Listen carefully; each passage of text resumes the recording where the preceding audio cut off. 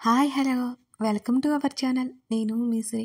ఈరోజు మనం చెప్పుకోబోయే కథ ప్రియనేస్తం పార్ట్ 31. కథలోకి వెళ్ళే ముందు లైక్ చేయడం మర్చిపోకండి. మధ్యాహ్నమే అర్జున్ ఇంట్లో నుంచి వెళ్ళిపోయాడని తెలిసి ప్రవర్తికని కదిలించిన ఇష్టం లేక మౌనంగా ఉండిపోయాడు ప్రణయ్. ఇంట్లో ఉండాలి అనిపించక టెర్రస్ మీద ఉన్న పెయింట్ హౌస్కి వెళ్ళాడు ప్రణయ్. ఎన్నో రోజుల తర్వాత రావడంతో చుట్టూ చూశాడు. ఎప్పట్లాగే ఉంది అక్కడున్న దివాన్ మీద కూర్చుని ఆలోచిస్తూ ఉండిపోయాడు. అప్పటికే సాయంత్రం అయింది. ఇంకా అర్జున్ ఇంటికే రాలేదు. ప్రణయ్కి బాగా తెలుసు అర్జున్కి కోపం వచ్చినా బాధ వచ్చినా డ్రైవ్ చేస్తూనే వెళ్ళిపోతాడని, ఒంటరిగా ఉండడానికి ఇష్టపడతాడు అని. మెల్లిగా తలుపు తీసుకుని లోపలికొచ్చింది లోహిత. ఆమె వచ్చింది కూడా గమనించకుండా దీర్ఘాలోచనలో ఉన్న ప్రణయ్ని చూసి ఏదో అయిందని ఆమె కంగారు పడిపోయింది. అతని పక్కన కూర్చొని ప్రణయ్ అని పిలిచింది లోహిత. తల తిప్పి లోహిత వైపు చూసి చిన్నగా నవ్వాడు ప్రణయ్. ఏమైంది అని అడిగింది. నథింగ్ అన్నాడు ప్రణయ్. మరి అంతగా ఏం ఆలోచిస్తున్నావు అని అడిగింది.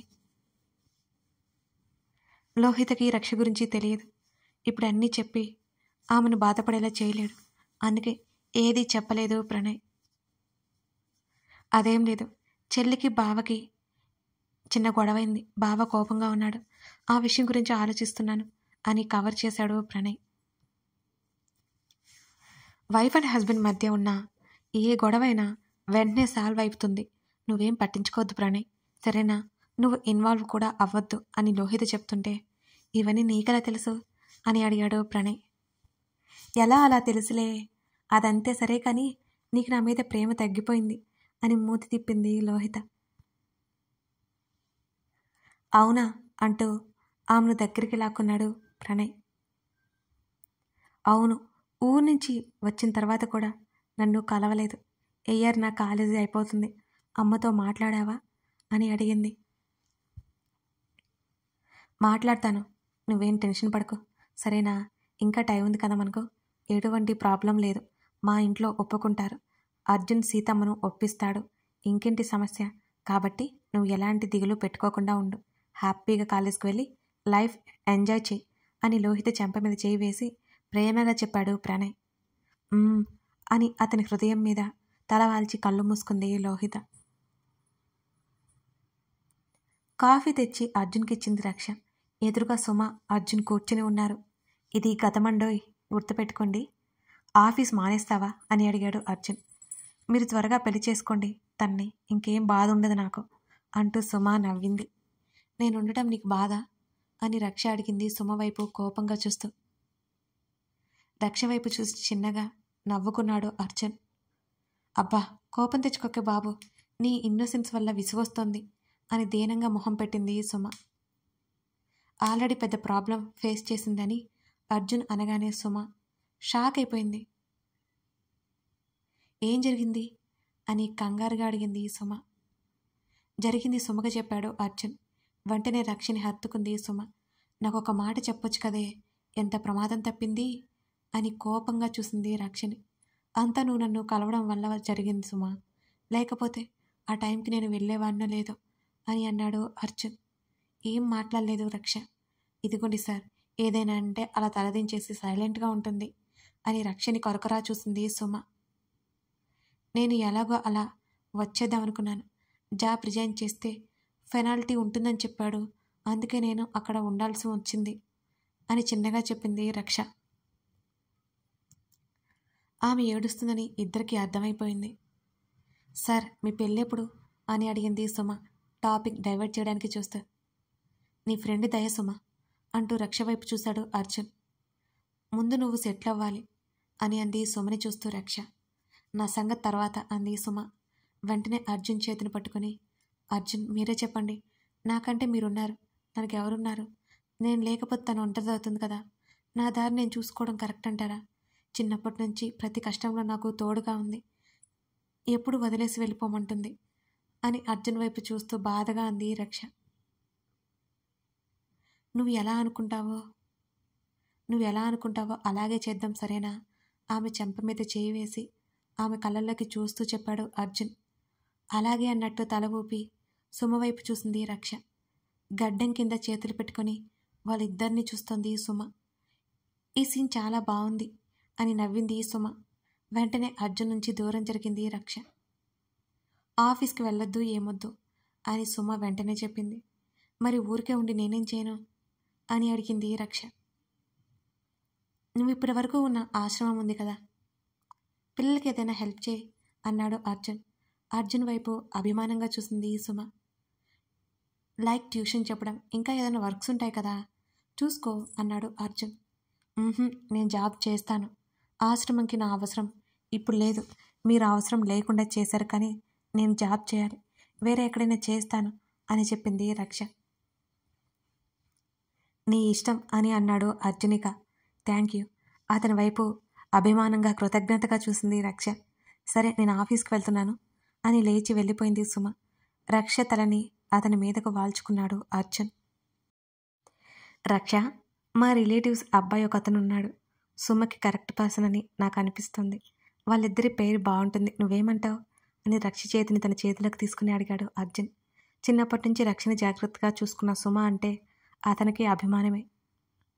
అవునా, చాలా మంచి విషయం చెప్పారు. అసలు సుమ సంతోషంగా ఉంటే నాకు ఇక ఏం అక్కర్లేదండి అని సంతోషంగా చెప్పి అంతలోని ముఖాన్ని డల్గా పెట్టుకుంది రక్ష. మళ్ళీ ఏమైంది అన్నాడు ఆమె ముఖాన్ని అతని వైపుకు తిప్పుకొని అర్జున్. అంటే సుమకి ఎవరూ లేరు కదా, ఇంటి కోడలుగా చేసుకోవడానికి సుమను అంగీకరిస్తారా అని తల ఎత్తి అర్జున్ వైపు అనుమానంగా చూసింది రక్ష. అతని నుదురుని ఆమె నుదురికి ఆనించి, నువ్వు అలాంటి ఆలోచనలు పెట్టుకోవద్దు, వాళ్ళు చాలా మంచివాళ్ళు అని ఆమెతో చెప్పాడు అర్జున్. నేనైతే చాలా అదృష్టవంతురాలి. మీరు నా లైఫ్లోకి రావడం వల్ల నేను ఎంత సంతోషంగా ఉన్నానో చెప్పలేను అని కళ్ళనీళ్ళతో చెప్పింది రక్ష.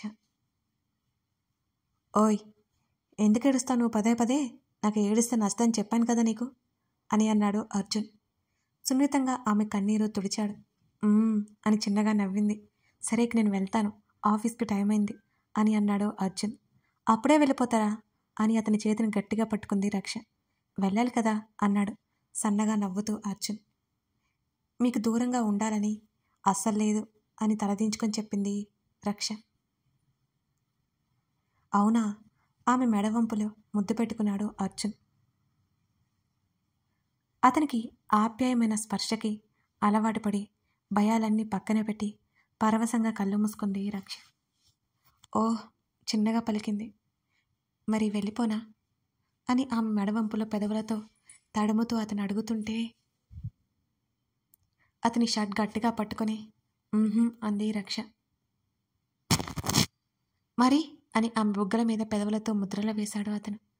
వెంటనే అతని హృదయంలో ముఖం దాచుకుంది రక్ష. ఆమె తల మీద ముద్దు పెట్టుకుని ఆమె వీపు నిమురుతూ రిలాక్స్ అని చిన్నగా చెప్పాడు అర్జున్. ఐఎమ్ ఓకే అని చెప్పింది రక్ష అతనికి బదులుగా. ఇక వెళ్దామా అని అడిగాడు. అయోమయంగా చూస్తుంది అతని వైపు.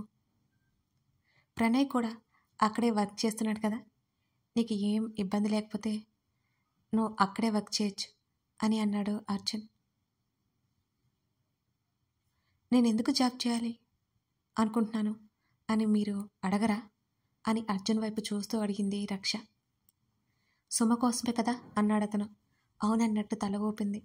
అతను అంతగా అర్థం చేసుకున్నందుకు అతన్ని చూస్తుంటే ఎప్పటికీ అతనికి దూరం కాకూడదని ఎందరో దేవుళ్లకు మొక్కుకుంది రక్ష. 5 minutes అని చకచకా రక్ష కిచెన్లోకి వెళ్ళింది. సుమ ప్రిపేర్ చేసిన టిఫిన్ తీసుకుని వచ్చి అర్జున్కి తినిపించసాగింది. అతని ముందు కూర్చుంది ఆమె. నువ్వు తినేసే అని అతను అంటుంటే, ప్లీజ్ కాదనకండి అని అంది రక్ష. ఆమె కళ్ళలోకి చూశారు సరే అన్నట్టుగా. ఆమె చిన్న చిన్న చేతులతో అతని నోట్లో పెడుతుంటే వాళ్ళమ్మ గుర్తుకొచ్చి అతను ఎమోషనల్ అయిపోయాడు. టిఫిన్ మొత్తం అతనికి తినిపించేసి ఏమైందండి అని అడిగింది రక్ష అతని చేతిని ఆమె చేతిలోకి తీసుకుని. మరి అమ్మ చనిపోయిన తర్వాత ఒంటరిగా గడిపేశాను దాదాపు 1 సంవత్సరం పాటు. వసుంధర అత్త కృష్ణమూర్తి మావయ్య దగ్గరికి వెళ్ళడానికి ఇష్టపడలేదు నేను. ఆ సంవత్సరం ఆకలి విలువ ఏంటో తెలిసింది. అన్నీ ఉన్నాయి కానీ ఏదో వెలితి, అమ్మ నాన్న లేని లోటు స్పష్టంగా తెలిసింది. వసుంధర అత్తయ్య నన్ను బ్రతిమాలి తనతో పాటు తీసుకెళ్ళిపోయింది. అందుకే వాళ్ళిద్దరంటే నాకు చాలా చాలా గౌరవం, ఇష్టం, అంతకంటే ఎక్కువ ఇష్టం. మా అమ్మ కన్నా నాకు వసుంధర అత్తంటేనే ఇష్టం. నువ్వు ఎప్పుడూ వాళ్ళని సొంతంగా భావించాలి అని అన్నాడు అర్జున్. పసితనంలో ఇంచుమించు తన పరిస్థితి ఇలాగే ఉన్నా అర్జున్ పరిస్థితిని ఊహించుకొని అతను జాగ్రత్తగా చూసుకున్న వసుంధర కృష్ణమూర్తి అంటే గౌరవం పెరిగింది రక్షకు కూడా. అర్జున్ని తనంతట తానుగా ఆప్యాయంగా హత్తుకుంది రక్ష. ఒకరి కౌగిలిలో మరొకరికి ఓదార్పుగా మారిన వేళ ఇరువురి మనసుల సంతోషంతో నిండిపోయాయి. ఆమె తల మీద ముద్దు పెట్టుకుని వెళ్దామా అని అడిగాడు అర్జున్. అంటూ అతనితో పాటు లేచి ఆఫీస్కి నడిచింది రక్ష. రక్షని ఆమె ఆఫీస్ దగ్గర డ్రాప్ చేశాడు అర్జున్. ఆమెకు ఆనాటి సంఘటన గుర్తురాగానే కాస్త భయంగా అనిపించింది. రక్షని గమనించాడు అర్జున్. అతను పిలవగానే అతని వైపు చూసిందే రక్ష. ప్రతి చోట మనకి చేదు జ్ఞాపకాలు ఉంటాయి రక్ష. అవి ఎదురవుతూనే ఉంటాయి. వాటిని దాటుకొని ముందుకు వెళ్ళాలి. అప్పుడే మన లైఫ్ని సక్సెస్ఫుల్గా రన్ చేయగలం. ఒక చోట కింద పడ్డామని మళ్ళీ అదే రోడ్డున నడవకుండా ఉంటామా? లేదుగా. ఈసారి ఇంకా జాగ్రత్తగా నడుస్తాం. మన జీవితం కూడా అంతే. ఒడిదుడుకులు ఎదురవుతూ ఉంటాయి. వాటిని దాటుకుని ముందుకు వెళ్ళడమే అని రక్ష చేతులు పట్టుకుని చెప్పాడు అర్జున్. అతని చేతి మీద మరో చేయి వేసి, సాయంత్రం మీరు వస్తారా? కనిపించి వెళ్ళండి చాలు అని బ్రతిమాలినట్టు ముఖం పెట్టింది రక్ష. చిన్నగా నవ్వి ఆమె తల నిమిరి ఆమె లోపలికి వెళ్ళగానే వెళ్ళిపోయాడు అర్జున్.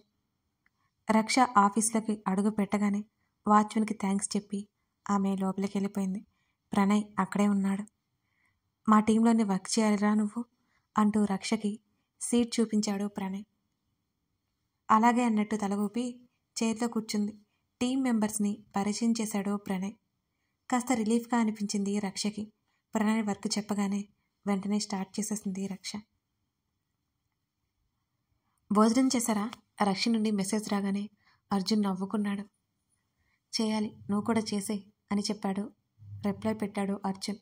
ప్రణయ్ అన్నయ్య నేను ఆఫీస్ దగ్గరలో ఉన్న రెస్టారెంట్కి వచ్చాం అని పంపింది రక్ష. వెంటనే రక్షకి కాల్ చేశాడు అర్జున్. అర్జున్ చెప్పండి అని అంది. నీ అన్నగాడు ఉన్నాడా పక్కనే అని అడిగాడు అర్జున్ రక్షని. ఉన్నాడు అని చెప్పింది రక్ష. వాడికి ఫోన్ ఇవ్వు అన్నాడు అర్జున్. ఎందుకంటే ప్రణయ్ ఫోన్ లిఫ్ట్ చేయట్లేదు మరి.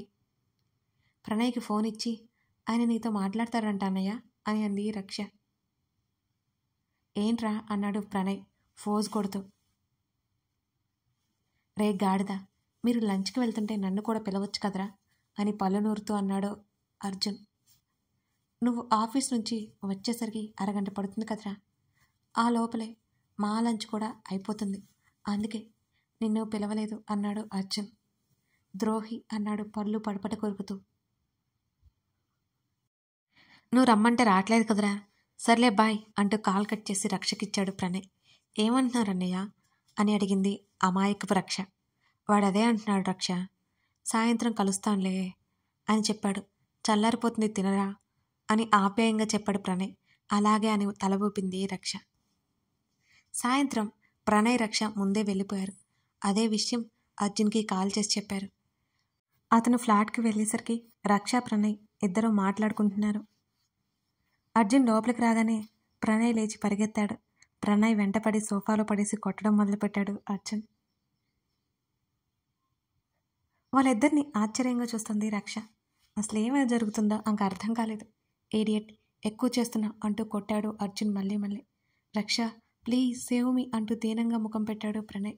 అప్పుడు తేరుకొని అన్నయ్యని ఎందుకు కొడుతున్నారండి మీరు అని కంగారుగా దగ్గరికి వెళ్ళి అడిగింది రక్ష. అర్జున్ని విడిపించుకొని రే నేను పారిపోతున్నా అని అక్కడి నుంచి బయటికి వెళ్ళిపోయాడు ప్రణయ్. అయోమయంగా అర్జున్ని చూస్తుంది రక్ష. నిజంగానే ఆమెకు వాళ్ళిద్దరి గొడవ అర్థం కాలేదు. సోఫాలో వెనక్కి వారి రక్ష వైపు చూస్తూ ఏంటన్నట్టు కళ్ళెగరేశాడు అర్జున్. మాదంతా మామూలే, 5 minutes కాఫీ కావాలా అన్నాడు అర్జున్. సోఫాలో వెనక్కి వారి కళ్ళు మూసుకున్నాడు అతను. అతని వెనకకు వెళ్ళి అతని జుట్టులోకి వేలిపోనిచ్చి నిమరసాగింది రక్ష. అర్జున్ పెదవుల మీద సన్నటి నవ్వు మెరిసింది. అతని నుదిరి మీద చల్లని పెదవుల స్పర్శ తగలగానే రిలీఫ్గా అనిపించింది అర్జున్కి.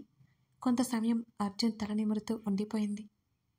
ఆమె చేతిని పట్టుకుని పక్కన కూర్చోబెట్టుకున్నాడు అర్జున్. రక్ష ఒడిలో తల పెట్టుకుని పడుకున్నాడు. హెడేక్గా ఉందా అని అడిగింది. లేదులే, కానీ టైట్గా ఉంది అని కళ్ళు తెరిచి ఆమె వైపు చూస్తూ చెప్పాడు అర్జున్. పడుకోండి కొంత సమయం అని చెప్పింది రక్ష. లేదు, ఈ టైంలో నిద్ర రాదులే నాకు అని అన్నాడు అర్జున్. అలా కళ్ళు మూసుకొని పడుకోండి, రిలీఫ్గా ఉంటుంది అని చెప్పింది అతని వైపే చూస్తూ రక్ష. ఆమె పెదవుల మీద మెరుస్తున్న చిరునవ్వును చూస్తూ అతను కళ్ళు మూసుకున్నాడు. కథ కొనసాగుతోంది. రక్ష ఏమైంది, ఎలా దూరం అయిపోయింది, ఇవన్నీ ముందు ముందు తెలుస్తాయండి. అలాగే ప్రవర్తిక కరెక్టా, అర్జున్ కరెక్టా, మీరే చెప్పేయండి. కథ కొనసాగుతుంది. కథ నచ్చితే లైక్ చేసి కామెంట్ చేయడం మర్చిపోకండి ఫ్రెండ్స్. ఈ కథ కూడా మీకు చాలా చాలా నచ్చుతుంది. ఎందుకంటే వీళ్ళ లవ్ స్టోరీ చాలా బాగుంటుంది. వీళ్ళు అంటే అర్జున, ప్రవర్తికన, రక్షణ అంటే అది మీరే చూడండి. Thank you.